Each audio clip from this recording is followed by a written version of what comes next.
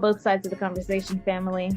We welcome you to this virtual space crafted especially for you. My name is Jada Curry, and I'm both sides of the conversation's marketing director and graphics design specialist. I want to take some time to ground us all as a community into this space we are about to open up in, so let's go through our community standards. Both sides of the conversation is providing a safe and honest space for open conversation, so we ask that you all be respectful of that. We also ask that you be respectful of each panelist, host, and participant. We do encourage healthy debates and conversations. Don't personalize anything with anyone. This includes name-calling, bullying, trolling, or shaming. This will not be allowed or tolerated. Your perspective is yours. It is not a prescription. You do not have to agree, but show respect. These community standards apply to all of our live shows and any virtual spaces that we hold on social media, including YouTube, Facebook, Twitter, or Instagram. We want to make sure that we are caring for each other as a community. This is our priority in all of our endeavors as both sides of the conversation. With that being said, I hope you enjoyed today's show and continue to stay in touch with us via YouTube, Facebook, Twitter, Instagram, or all of them. All right, thank you for listening and see you soon.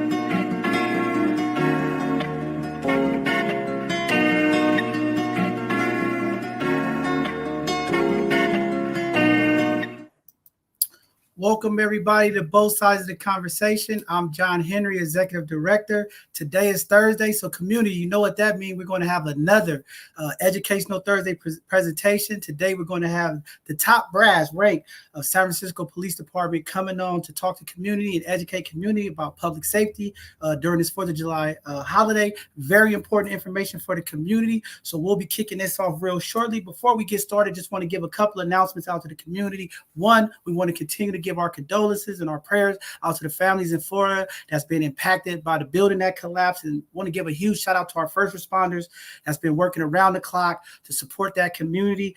Unfortunately, there has been an increase of death that they've been finding removing the rubble in Florida. So we just want to continue to send our prayers out to them and support out to our first responders out there that's making it happen. Unfortunately, we know as the days go on, I'm sure the numbers are going to increase, but we just want to continue to send our prayers out to the community out there in Florida. Also, with that being said, this Saturday, we're going to be out at the City Eats. We're going to be out at 164 6th Street. We're going to be feeding the homeless this Saturday, as we do every Saturday at 10 a.m. to about 1:30 with the City Eats. So we'll be out there blessing the community again for another monthly feed. Hope you all could come out and join. We still have a number of volunteer spots, and we're still looking for some more support donations of water and things of that nature to help bless the community. And then this Sunday, because of the 4th of July holiday, we will not be live this Sunday. We will replay last Sunday's conversation about reparations. The Both Sides of the Conversation team and community reached out, and we're going to go ahead and respect the community wishes, and we're going to take the week off. We're going to replay last Sunday's conversation for this Sunday, but we'll be back on Tuesday for another one of our hidden gem segments where we'll be highlighting our Black and brown businesses and our community leaders that are doing things to positively impact the community. And then next Thursday, we'll have another Educational Thursday. We're going to have some phenomenal guests to come educate community about investing in our children's futures when we're talking about college and things of that nature. They're going to give us some tips and tools of how to plan and save for college. So excited about that. With that being said, we're going to go ahead and jump into tonight's conference. Oh, one more thing I do want to say, important. As we are coming into the weekend, I know across the Bay Area, there'll be an increase in temperatures. Remember, community, we're going to work together in solidarity to save and conserve water. As we know, there's more messaging going out to the different communities to conserve the water. We are in this drought. And it's an important conversation that we're going to learn tonight about these fireworks, how we can be impacted.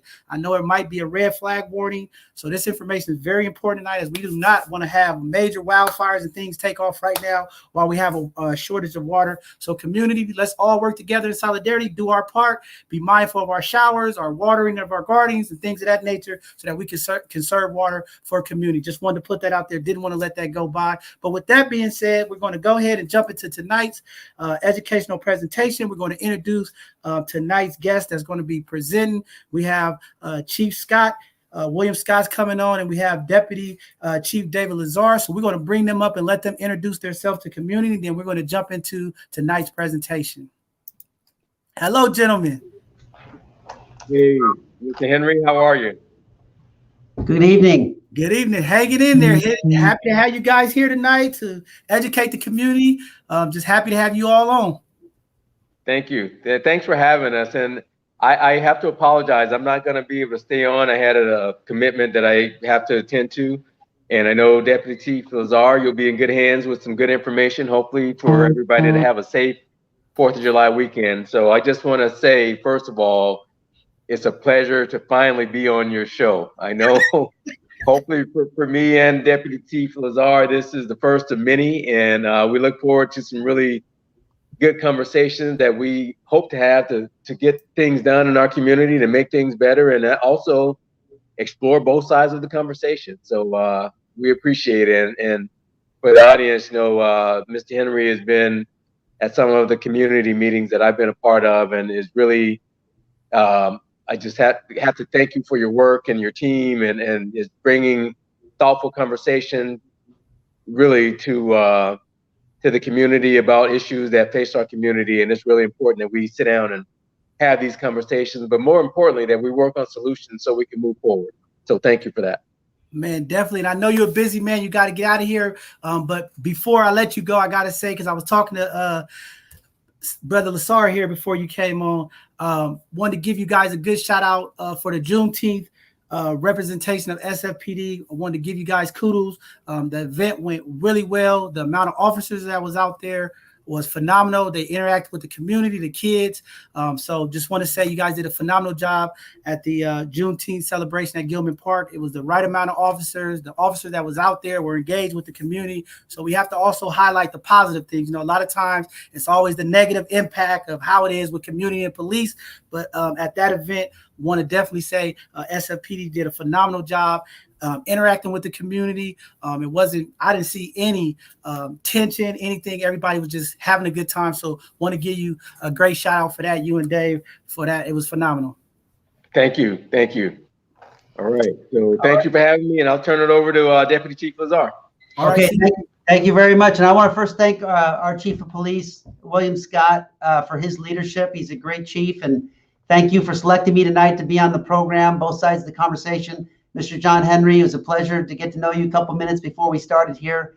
So we're really excited on behalf of the San Francisco Police Department to really have a good conversation tonight about 4th of July. And of course, as the chief mentioned, if we can come back further to talk about policing in our country and some of the great things that we're doing here in San Francisco, it would truly be an honor. So with that, I'm ready to get started, introduce myself if you'd like, and away we go.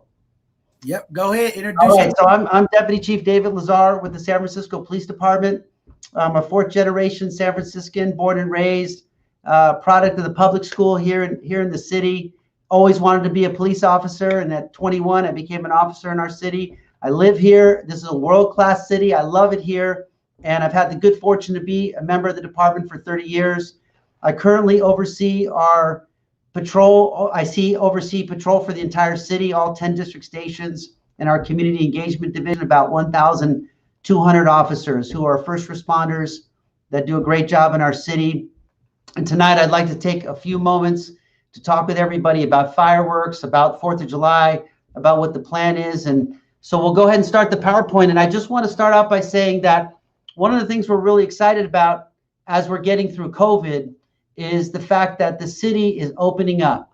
And one of the ways we're opening up is through Independence Day on the 4th of July, where the city and county of San Francisco is going to host a fireworks show. Many of you may be familiar with it. You know, in 2020, we didn't have it, but before then, we've had many of beautiful fireworks shows. I know, John, you talked about the weather. We hope that the weather is beautiful, because on the waterfront of San Francisco, there's going to be a fireworks display. As you may remember, every year, we're going to have it out by Aquatic Park off of Pier 39 at 9:30. A beautiful show will take place. So we have officers that will be on every block out in the Fisherman's Wharf area. We'll have officers all along the waterfront and then all along public transportation. So if you're interested, you know, please come down, take a look at the show. We are going to really work towards a safe and fun event.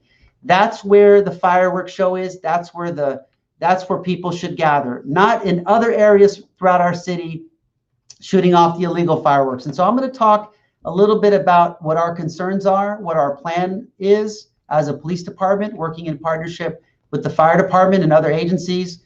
And then I want to take the opportunity to field any questions that anybody, any of the viewing public may have about what our plan is and any concerns that they may have. So I think we got your staff here, John, Ada, that we can just kick off the next page. And let me just go through those items and we'll go from there. So, you know, a lot of things happen during the 4th of July. A lot of things happen leading up to the 4th of July where the public is not necessarily happy.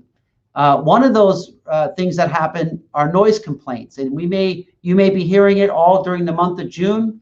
You may be hearing fireworks being detonated after the 4th of July, but they are illegal in San Francisco. All fireworks are illegal in San Francisco. I'll talk a little bit more about that. But one of the things we did to change the way we respond to it is that up until about the first week of June, we made those calls when you would call in the 911 center or our non-emergency center and say that there's a noise complaint, that you're hearing fireworks in the neighborhood.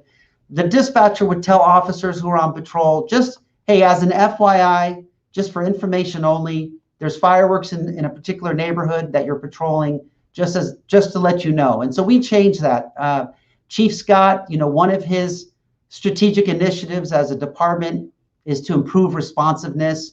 And so we changed that. So now we've made it that every single call that comes in, we require a police officer to respond to that call, try to determine where the fireworks are coming from, try to see if we could prevent any injuries, prevent any fires, but basically be responsive to the community, because if they're taking the time to call us, we need to take the time to actually go to those calls and address those complaints. So that's what we're doing differently. However, on the 4th of July, we're going to be really organized in terms of how we handle it. In the past, you would call on the 4th of July, and again, just like the whole month, it would be a waiting call for service. We would find an officer would respond.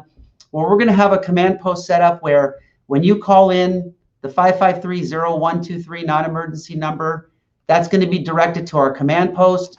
And at the command post, we're going to be directing specific officers to patrol, to respond out into the neighborhoods and address the illegal firework activity. And that's really what our goal is going to be for the noise complaints that come through.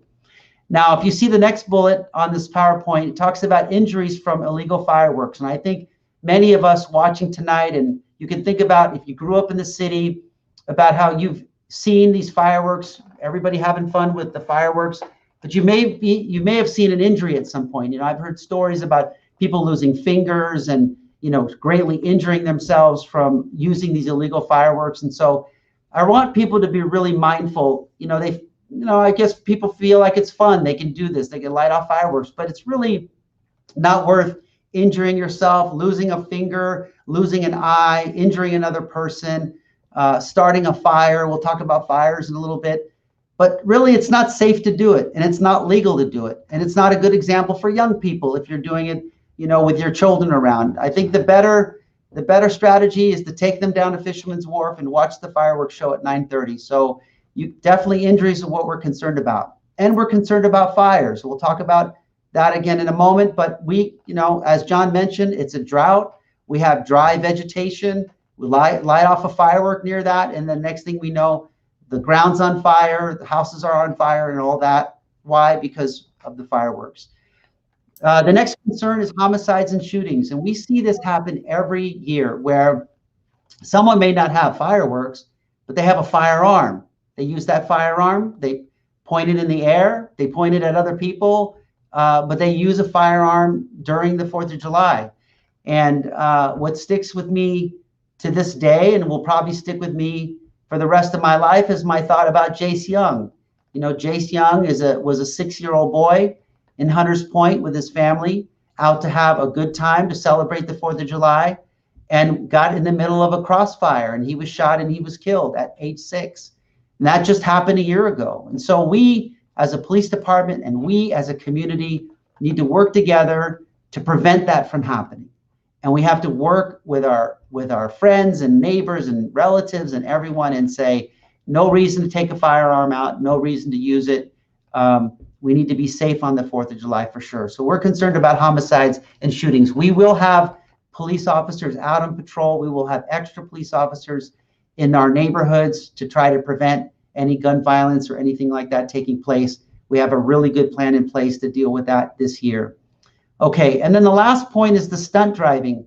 We're seeing a lot of that happen in our Bay Area. We've seen it for years in Oakland and in San Jose and other areas. But within the last 2 years, we've seen it in San Francisco. And we have been having to deal with stunt driving in various parts of the city. It's not limited to just the southeast sector. You know, it's happening out west. It's happening in the Richmond and Sunset and other areas, and it's dangerous, right? Stunt driving, also known as sideshows, where, you know, these cars are spinning out, doing donuts. Sometimes they're firing off weapons. And so we're seeing it more and more. And so we're expecting it to happen on the 4th of July as well. And we are prepared to deal with it as mentioned. We are going to be conducting enforcement, having additional officers out, and we're going to put a stop to it right away because we know the dangers associated with that, and especially on the 4th of July. So those are a couple of the things, historical perspectives and things that we're thinking about as a department. Now let's talk a little bit more specific as to some of the issues regarding 4th of July. Next slide, please. All right, so as I talked about injuries, 12,000 fireworks-related injuries are treated in hospital rooms every year throughout the entire country. So we want San Francisco to be completely off that list of firework-related emergencies, and it is all preventable, just using some good common sense and staying away from illegal fireworks. Talked about the serious bodily injury, and then the fires that burn. We talked about how quickly something can be lit on fire that can result in great bodily injury or death. Why? Because someone decided to just light a firework. It's against the law. So that's the section right there, 1290 of the San Francisco Municipal Police Code prohibits the discharge of fireworks. You know, some other cities offer Safe and Sane, and you can go to these booths and buy the fireworks in those counties. But in San Francisco, it is completely illegal unless the city provides permission to that individual to light that fireworks. And that's why we're able to have formalized shows. But of course, we don't give authorization to lighting fireworks in the specific neighborhoods. When we talk about large gatherings, we have to keep in mind that although we're coming post-COVID, there's still a possibility that people can get sick from COVID. It's still happening. It's still in our community. So I just want to remind everyone who's listening in tonight that if you plan on going to Fisherman's Wharf, and we will have a large gathering, to be very mindful about distance. And I know the mask isn't required, but just be thinking about your own health and safety these days when you travel and go to large gatherings of that nature. And then we talked about the discharge of firearms. Not a good idea. What goes up must come down. And that's the other part of that, where I can remember years ago, an 8-year-old girl was struck in the head by a bullet because on 4th of July, someone discharged a firearm in the air and that bullet came back down and landed on top of her. It's all preventable. And I'm grateful that folks tonight are listening to tonight's presentation about this. All right, last slide, please. Okay, so it's great that you're listening in tonight, both sides of the conversation, and I'm very grateful to have been selected to speak to this topic. But I'd ask that the community help educate others about the dangers of illegal fireworks. You know, you may listen to this tonight, and Saturday night, someone may say to you, hey, tomorrow night is 4th of July, and these are all the things we plan to do. And I'd ask that you talk to them about, you know, all the possible hazardous situations that can happen, the dangers behind it, and evaluate the risk. And the risk is that it's not really worth getting injured. It's not really worth someone going to the hospital, and for all the other reasons that we talked about before. In terms of staffing, I've already mentioned what our plan is to be out there. We're also going to put police, this is something new as well. We're going to put police officers stationed at a couple of the firehouses, the one on Gerald, the one on Moscow, and at one other location, we're going to have officers escorting the fire department to various calls. Hopefully they don't have many calls, but if they do, we're going to be partnered up with the San Francisco Fire Department to put out fires and to just be available for all those first responders as well. And then the last thing I'd like to mention is that we will confiscate fireworks and we will take enforcement action when needed. You know, we always see enforcement and arresting individuals as a last resort, but we're not going to exclude that as a possibility for individuals who are detonating fireworks, especially the explosives that are very dangerous. We will have investigators that are available and ready to respond if needed in the event we make an arrest, in the event that we confiscate illegal fireworks. We saw what happened in Los Angeles yesterday with 5,000 pounds of illegal fireworks that were confiscated out of one house. And unfortunately, that detonated the truck that it was being stored in by the Los Angeles Police Department, which resulted in the truck being destroyed, other vehicles destroyed. Really very big hazardous situation. So we want to avoid all that. However, we will confiscate illegal fireworks when we're able to do so, when we're safely able to do so in our community. Okay, so that concludes my presentation on fireworks, on the 4th of July, on our plan, on our deployment. Very grateful again, Mr. John Henry, for inviting me on to talk about this important topic. I'm hoping that I can field a lot of questions from the community about this topic or any other related topic. So we had a couple of comments that came in from community. One, I made that mistake. Let me say, because it was mentioned in the comments that the police presence and activities for the Juneteenth in the Fillmore was also successful as well. So all of the Juneteenth events in San Francisco, even at the Embarcadero waterfront, was successful, no issues, and there was a great police interaction with the community. And Brother Hamilton wanted to say shout out to Captain Yep at the Northern Station for supporting the community with the Juneteenth. But when I was out in the Fillmore, I noticed it was must have been a lot of more plainclothes officers, because I was out there and I didn't really see the presence. So I guess that's where me saying the Bayview, because that's my side of town, I guess. But I know, Brother Hamilton, we gonna acknowledge all of the great work that the SFPD did over that Juneteenth weekend. It was definitely a great job that they did with interacting with the community. So I don't want to leave that out. Shout out to Captain Yip at the Northern Station, as well as the officers that was down at the Embarcadero waterfront. But again, I know in Bayview it was a lot of plainclothes officers, so the presence was more visual. So I think it might have been a little bit more plainclothes officers in the Fillmore. So, yep. So we want to salute them. And then, hey, John, I just want to say thank you very much to Mr. Hamilton on that, because Captain Yep is an incredible police captain, does a great job in the Western Addition at Northern Station.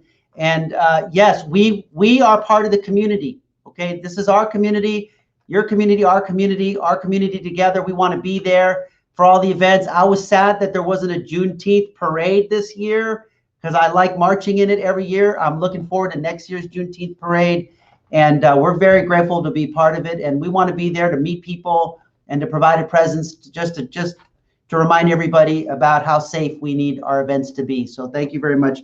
And I'm grateful for Mr. Hamilton's comments. Yep. And then there's another comment. Thank you for educating the community. I think you answered this question, but I know the last question he had was whether there be officers walking the beat on 4th of July. So I'm sure they will be out there.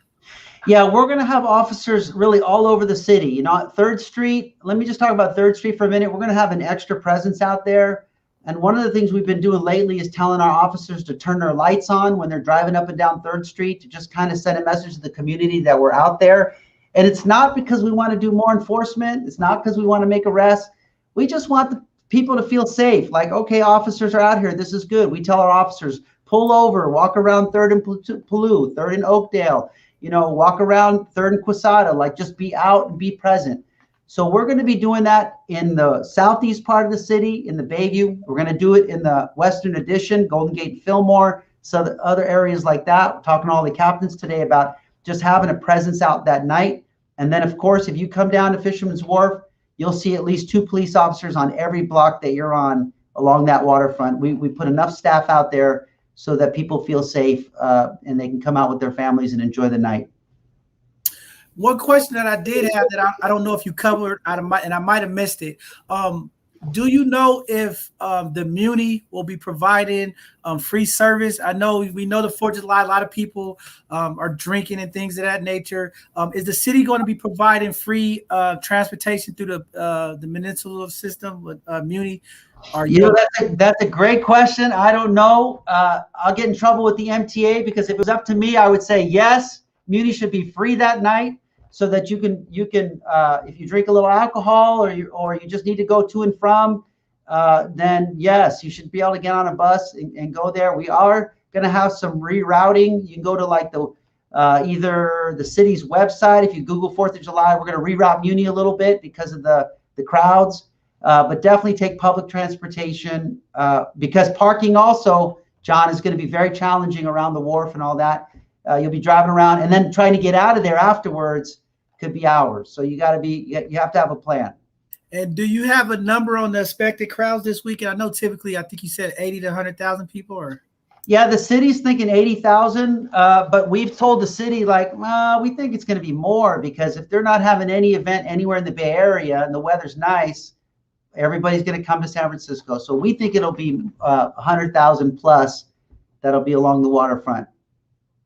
And as part of the enforcement, since we was talking about the Muni DUI, are they going to be doing checkpoints to let community know about being safe out there? Is any of that happening from SFPD? Yeah, no checkpoints this year. We're going to have our motorcycle officers that'll be also along the Fisherman's Wharf and the waterfront and all that. No DUI checkpoints planned for the 4th of July. I will say, though, as a reminder, if you're going to come down to the event and you're going to bring your car, leave it completely empty, okay? Completely empty. I don't know if everybody's watching. It's not good, right? These guys are breaking into every car. That's the big thing right now. And I'd rather have a broken window with nothing taken than a broken window with all my stuff taken. But I want everybody to know we're going to have a lot of officers dedicated just to that, to try to capture anybody trying to break into anybody's car. That's a big deal for us as well. So I don't laugh, but it's not funny. That was my third question. It's not funny. It's very serious. It is a pandemic when you think of it in our city. The amount of cars that's breaking in, it's sad. Yeah. And I'm just hoping that a lot of the things moving forward can definitely impact the community and those in need. We know here with the cost of living and different things have really impacted the capabilities to live and be productive in our city. So hopefully with some of the resources coming will help. But it does suck when you go to your car and your window's broken out and it's $200-$300, to go get fixed, and they only took out $5 in quarters or something that you left in the car. But then sometimes it's important stuff. So yeah, definitely be mindful of that. And definitely community, like we said earlier, be safe. It's definitely, dry, and with those fireworks going off, there's always that potential of burning down a house. We already deal with a large population of homeless in the city. The last thing we need is just, some innocent kids playing and having fun with fireworks and actually bring tragedy to a family. The cost to rebuild after a fire is a large amount here in the city. So definitely want to be mindful of that. If there's anything else, I know Chief Scott had to go, but if there's anything else that you want to talk about, definitely in the future, we're going to be working to have some community conversations. We've been having it on our book. So definitely be looking forward to, having some real conversations. That's what both sides of the conversation is about. We're going to have the taboo conversation, the stigma conversation, the difficult conversation, but we need to have them. We have to bridge this gap between community and police. How can we make it better? We have to work together if we want some of this nonsense to stop. So John, I want to thank, I completely agree. I want to thank you for your leadership and your innovativeness and your willingness to have us on your program. I completely agree. I mean, tonight we're talking about the 4th of July and safety and trying to prevent crime, trying to prevent injuries. But there's a broader conversation going on in America right now about policing. We saw what happened with George Floyd. We've been seeing what's been happening in different parts of this country. And we in this department for the last 4 years have been working really hard on reform. Our Department of Justice, the United States Department of Justice, came into our department in 2016 and said, hey, you're a good department, but there's 94 things we found and there's 272 recommendations, and we want to make you a great department. And when the country's talking about reform and the things that need to be done, we're already saying, wait a minute, we've already done a lot of those things. So, this to me, John, is like a warm up tonight with you. But we definitely need to have those difficult conversations about, use of force and officer-involved shootings and, policing and, legitimacy and building trust and respect and all those things. And I think we would welcome it. And our chief is all about transparency and all about having these conversations. This is a perfect platform to do it. And in addition, like you say, bring the police captains on board, because Captain Yep got a shout out, but you got 9 other rock star captains that are running their commands, doing a good job. We're going to get each one of them to come on here and talk about what's happening in their neighborhood. The Bayview captain, Captain Marin's doing a great job. So we got to do that. And I'm hoping, John, you'll invite us back after today. I already told Chief Scott we've been talking. You guys are welcome. I think it's an important conversation that we have. And yes, definitely, since we had all of the captain change at all of the different stations in the city, we definitely want to invite each one of those captains to really have a conversation with community, educate the community what their plans are, what they're doing in the community. And I think it's important. I mean, I know a lot of people will stray away from the conversation, hear both sides of the conversation. That's what we're here to do. Have those difficult conversations, hear both sides, and really try to come with some solutions out of it to better have a healthier impact when it comes to community and police. And I believe it starts with these conversations. So you guys definitely will be coming back. We'll be putting some things together with community. And I'm looking forward to having those conversations. It's difficult, but we need to have them because we want to make sure that our communities are safe. We also want to make sure that the relationship between the community and SFPD is a great relationship as well and transparent, like you said. So yeah, definitely in the future, let's put them together. And I know Chief Scott will be working with you, and we'll get that set up because I definitely want to get all of the different captains and let community ask their questions. There's no perfect and nothing, but I think if we start these conversations, we could definitely make things a little bit better, especially if we be proactive instead of reactive. Yeah, John, and I will add that, it's good for us to talk about policing and to make our presentation, but it's, what's more important, John, is for us to listen. That's what we want to do. We want to come on this show. We want to listen. We want to reflect. We want to communicate. And we're hoping that, we'll seek first to understand, then to be understood, listen to the community, and then try to make our point on things.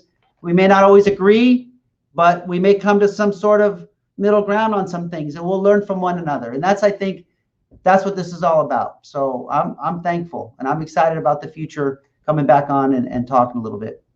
Hey, that's what we believe here. Sometimes you don't always agree, but we can agree to disagree. Yeah. But at least it'll get the thought process moving. And I think that's just to start, just to hear what community are feeling. We get to hear from the law enforcement. There's definitely challenges on both sides, but I think, again, having a conversation is a great way to kick it off. We have to have it, and a lot of times, people do not want to have these difficult conversations, but I think we at this point where it's time to be real, and it's time to be transparent and really just talk about the issues and really work together to figure out the plans of how we could better work together in our community to stop some of the things that's happening that's impacting the community. It's been a lot of trauma for years. There's been a lot of back and forth between community and law enforcement. I think we got to get to a happy medium where we can at least be respectful and work with each other and just make things smooth as possible. So thank you again for coming on. I don't see any more questions for the community, but if it's anything you want to say before we go ahead and close out, if it's anything, go ahead now. If not, we'll just start going ahead and closing out tonight's segment. I just want to close by again thanking you, John, and your team for the opportunity for both Chief Scott and myself on both sides of the conversation. Very exciting. I'm hoping that tonight was very helpful for people, and I can't thank you enough for giving us a voice. And again, I look forward to the conversations moving forward. But we don't usually have a platform, but you've created a platform for us, and for that, I'm really grateful. I'm very, very thankful. My email is on here. And anybody can email me. I give my email out to everybody. Questions, concerns, comments. If they want to be connected to their captains, I'll definitely make an introduction via email. I think everybody should be subscribing to the captain's newsletters. Follow them on Twitter. Follow them on social media. Attend the community meetings. But get to know your district station captains and get to know your officers. Do this in advance before the emergency. We want folks to say, I know my captain, I know my officers, I know the members of the station. And when we get to know one another, that's when we build trust and relationships and all that. We could start that now, and I'd be more than happy to facilitate that. If I receive the email, we'll make that happen. Oh, definitely. I'll make sure our team get it out to you. You are now welcome. This is a community platform, and this is what this is about. It's not just for sectors. It is for the community. We are here. This Educational Thursday is very important. We are always trying to intentionally educate the community. So we would definitely like to have some of the captains come on and do some other education about, towing, some of the issues that come from the community. And I think that's just a good thing, just so that community know who their captains are, how to connect with them. If we do have some officers doing something with excessive force, how they can reach out to the captains and talk about those issues. I mean, we have to figure out a way. So definitely just want to let you know again, our team will be reaching out. We'll get you an email and we'll put those conversations together. I think it's time to have it. As we're coming out of this pandemic, people are moving around, things are happening, but we still have to have those conversations. We're definitely going to make that happen. So thank you again. Okay, thank you very much. It's been a pleasure. Thank you so very much, and thank you to all the viewers tonight. All right. With that being said, everybody, before we close out, thank you all for tuning in tonight. Please be safe out there. Please be mindful of these illegal fireworks and fireworks that go off in the community. Not only impact the people that's living, we have pets out there. Every year, when pets hear fireworks, it causes anxiety and different things for dogs and cats and different animals in the community, as well as our elders and the young people in the community. Be safe. We want our elders to feel comfortable to come out to the community, move around. We don't want them to have the fear of fireworks going off and things of that nature. So be safe out there, everyone that's going out for the 4th of July events. If you're going to be at the pier, be safe, be mindful, be watchful as the sun comes down, but have a good time. We've been in this COVID pandemic for a year now, and I know everybody's trying to get out. Be safe. Still wear your mask and proper social distance while you're out there in the community. And like I said, this Sunday, we won't be live this Sunday. We're going to go ahead and replay last Sunday's conversation for community who missed the reparations conversation. We're going to replay it. We're going to take this Sunday off. We're going to give our team an opportunity to just relax, be with their family. We've been grinding it out here at both sides of the conversation and the community as well. So we want to give everybody some time to just enjoy family and relax. And then next Tuesday, we'll be back on with our Hidden Gem segment, where we'll continue to highlight our businesses, highlight our community leaders and individuals like Officer Lazar here and different people in the community. And then next Thursday, we'll have another Educational Thursday talking about how to prepare for our young people for college and things of that nature. So just looking forward. And we have a host of events and programming that's going to come out. If you have time, come out this Saturday, 10 a.m. If you want to give back to the community, this will be a great way. With the City Eats, we'll be feeding those in need down in District 6 in our Tenderloin district, making sure that we help those in need with meals this Saturday. So if that's something you would like to do, come out. We'll be out there and we'll be blessing the community. So thank you all again for tuning in to tonight's Educational Thursday presentation. Everybody be safe. We will see you on Tuesday for our next live event. God bless everyone. Be safe out there and enjoy the weekend.